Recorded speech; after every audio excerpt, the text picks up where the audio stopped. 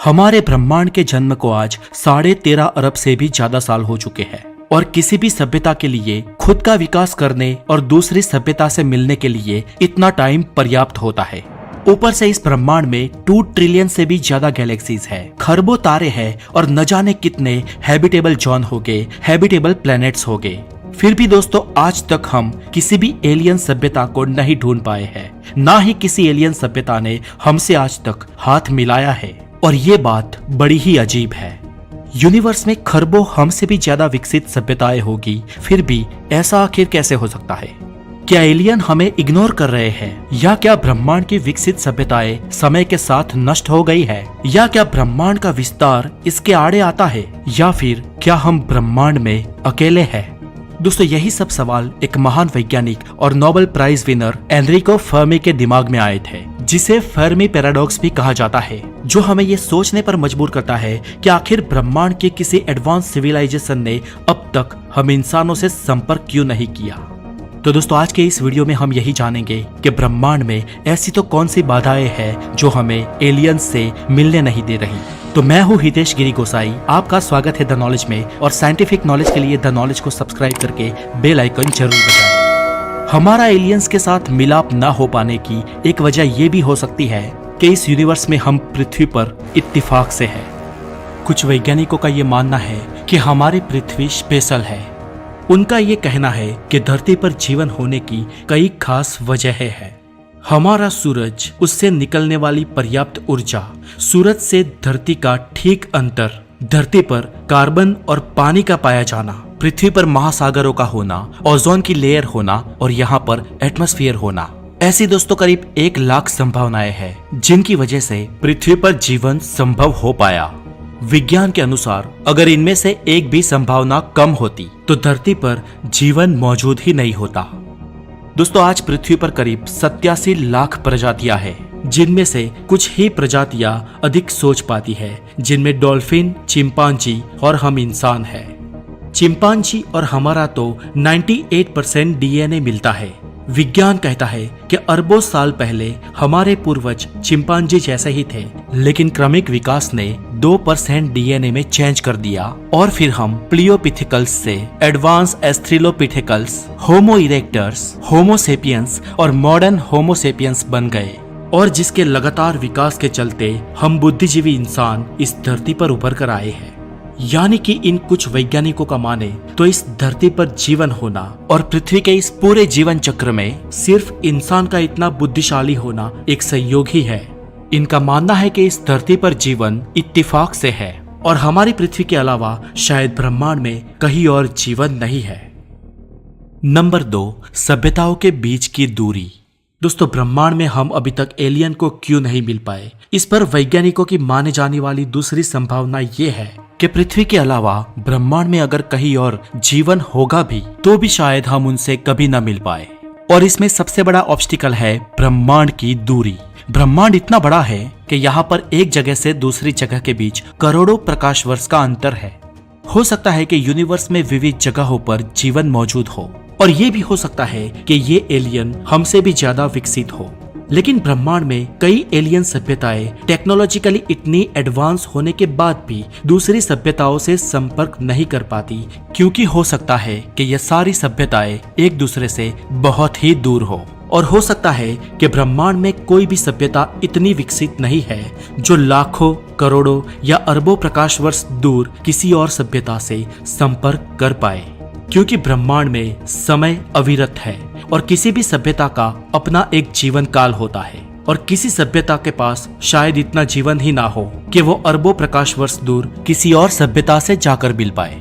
और अगर कोई सभ्यता ऐसा करना भी चाहे तो वो ऐसा क्यों करेगी? इसलिए इस मान्यता के अनुसार हम ब्रह्मांड की विशालता के एक ट्रैप में फंसे हैं, और इस विशालता को पार करके नई सभ्यता को एक्सप्लोर करना ब्रह्मांड की सभ्यताओं की औकात के बाहर हो सकता है।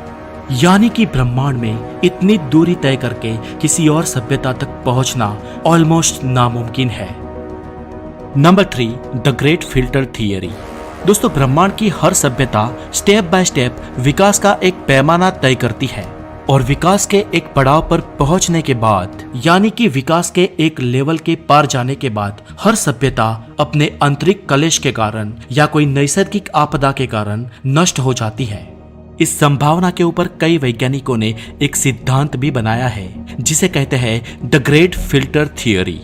इस थियरी के अनुसार ब्रह्मांड में कोई भी विकसित सभ्यता तकनीकी रूप से जब अति उन्नत हो जाती है तो वो कई कारणों से अपने आप ही नष्ट हो जाती है और फिर इसके बाद एक नई सभ्यता का जन्म होता है जो फिर से पुरानी सभ्यता के पूर्वजों के युग के टाइम से अपनी नई शुरुआत करती है। यानी कि ये साइकिल हमेशा चलती ही रहती है और ये संभव है कि हमारे आसपास के विस्तार में या सोलर सिस्टम में कई और जगहों पर या हमारी पृथ्वी पर भी हमसे पहले कई सभ्यताएं जन्मी हो और उनका खात्मा भी हो गया हो। ये भी संभव है कि कुछ लाख साल बाद हम इंसानियत का भी खात्मा हो जाए और फ्यूचर में क्रमिक विकास के चलते पृथ्वी पर कोई और जीव हमारी जगह ले। दोस्तों, अब ब्रह्मांड में हमें एलियन न मिल पाने की हमारी अगली अवधारणा बड़ी ही इंटरेस्टिंग और आपका दिमाग खपाने वाली है, इसलिए दोस्तों इसे ध्यान से समझना।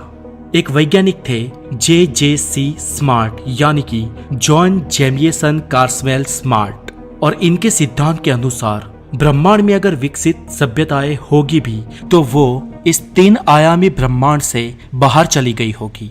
दोस्तों, हम एक 3 डायमेंशनल वर्ल्ड में रहते हैं।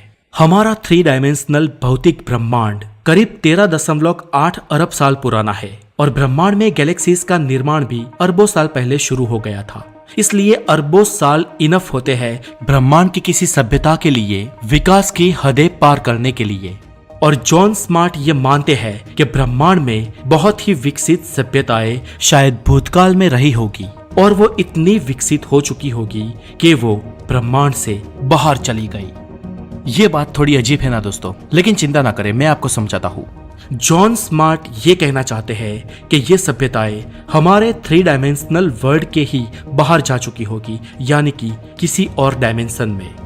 उनका ये मानना है कि विकसित सभ्यताएं हमारे ब्रह्मांड में मौजूद थी, लेकिन वो आज हमारे इस ज्ञात ब्रह्मांड को छोड़कर अपनी विकास की गति और आगे बढ़ाने के लिए किसी और आयाम में जा चुकी होगी।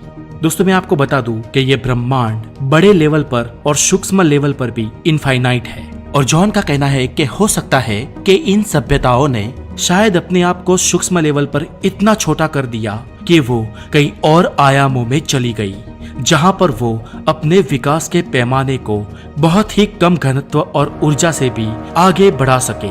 दोस्तों, मैं समझ सकता हूँ कि ये संभावना थोड़ी अजीबोगरीब है, लेकिन जरा कल्पना कीजिए और सोचिए कि क्या ऐसा होना नामुमकिन है, और आपके विचार मुझे कमेंट करके जरूर बताएं। अगली संभावना है कि they are not interested in us. दोस्तों, इस वीडियो की पहली संभावना ये कहती थी कि हमारी धरती खास है, लेकिन कुछ वैज्ञानिक इससे विपरीत मानते हैं और ये मानते हैं कि हमारी धरती शायद इतनी स्पेशल ना हो। उनका ये मानना है कि ब्रह्मांड में अगर विकसित सभ्यताएं हैं तो वो इतनी विकसित होगी जिसकी हम कल्पना भी नहीं कर सकते। कार्दोसेउस स्केल के आधार पर ऊर्जा के उपभोग में हम अभी अपने सूर्य की पूरी ऊर्जा का उपयोग करना भी नहीं सीखे हैं। यानी कि कार्दोसेउस स्केल के अनुसार अभी तक हम ब्रह्मांड की पहली कोटि की सभ्यता भी नहीं बन पाए हैं। लेकिन ब्रह्मांड में अगर कोई तीसरी या चौथी कोटि की सभ्यता होगी तो वो संपूर्ण गैलेक्सी या ब्लैक होल की ऊर्जा का भी उपयोग करना सीख चुकी होगी।